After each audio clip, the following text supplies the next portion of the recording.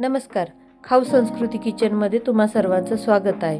आज आपण बनवणार आहोत सॉफ्ट आणि जाळीदार ढोकळा. चला तर मग सर्वात आधी आपण पीठ भिजवून घेऊया. 1 वाटी बेसन पीठ घेतलेलं आहे चाळून. त्यामध्ये खाण्याचा रंग घातलेला आहे अगदी 1 चिमूटभर. त्यानंतर अर्धा चम्मच मीठ घातलेलं आहे.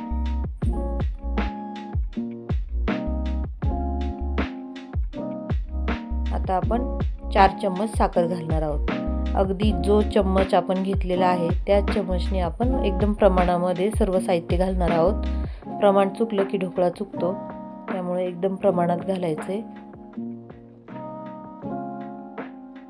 सायट्रिक ॲसिड घालणार आहोत अर्धा चम्मच. हे सर्व आपण पाणी टाकून मिक्स करून घेऊ.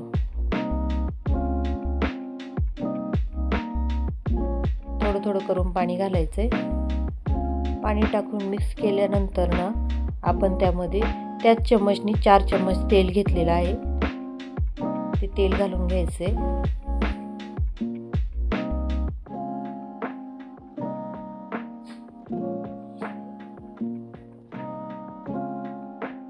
आता आपण हे पीठ व्यवस्थित फेटून घेऊ. 2 ते 3 मिनिटं आपण पीठ हलकं होईपर्यंत फेटून घेणार आहोत. गॅसवर आपण कढई ठेवली आहे, त्यामध्ये पाणी घालून घेऊ. स्टँड ठेवू त्यावर. आता आपण ज्या भांड्यामध्ये ढोकळा वाफवणार आहोत त्याला तेल लावून घ्यायचे. अर्धा चम्मच सोडा घेतलाय मी. त्यावर पाणी घालून घ्यायचे थोडंसं आणि हे परत हलवून घ्यायचे व्यवस्थित. पिठाने रंग बदललाय. व्यवस्थित पीठ मिक्स करून घ्यायचे. 1 वाटी बेसन पीठ घेतलं होतं, त्याच वाटीने मी अर्धी वाटी पाणी घेतलं होतं. अगदी तेवढ्याच पाण्यामध्ये हे बेसन पीठ माझं भिजवून झालंय. आता ढोकळा बॅटर आपण तेल लावलेल्या भांड्यामध्ये टाकून घेऊ.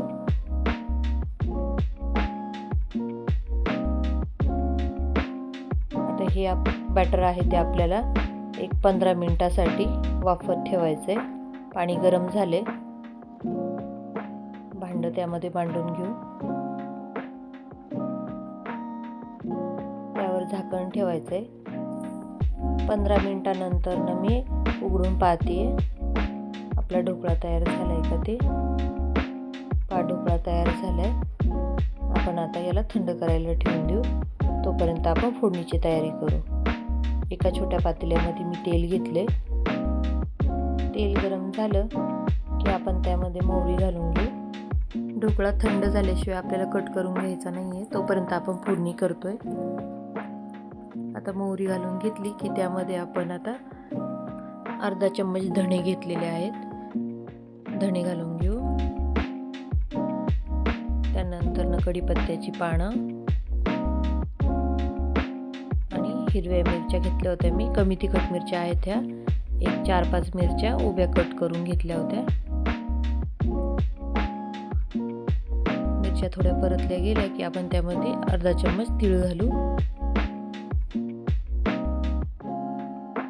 तीळ तडतडले की आपण त्यामध्ये पाणी घालणार आहोत. 1 वाटी पाणी घेतलेले आहे मी हे मोजून. 1 वाटी बेसनसाठी 1 वाटी पाण्याची फोडणी केली आहे. त्यामध्ये चवीनुसार मीठ घालतीये आणि थोडीशी साखर. साखर विरघळली की आपली फोडणी तयार झाली आहे. आता तोपर्यंत आपण ढोकळा कट करून घेऊ. सर्वात आधी ढोकळा भांड्यातून काढून घेणार आहोत. ढोकळा थंड झालाय. आता आपण भांड्यातून बाहेर काढून घेऊ.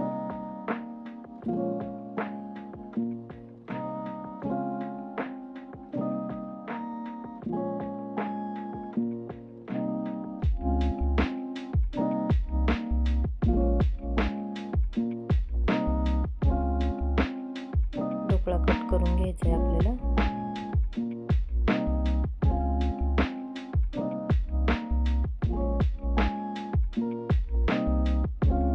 कट केलेल्या ढोकळ्यावर आपण तयार केलेली फोडणी घालून घेणार आहोत.